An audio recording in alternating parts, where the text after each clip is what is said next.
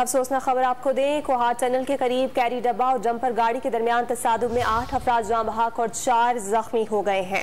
अफसोसनाक ट्रैफिक हादसा कोहाट टनल के करीब पेश आया है, जिसमें 8 अफराद जाँ बहक और 4 के जख्मी होने की इत्तलात है। मजीद जानते हैं डॉन न्यूज़ के नुमाइंदे खालिद मक्की से।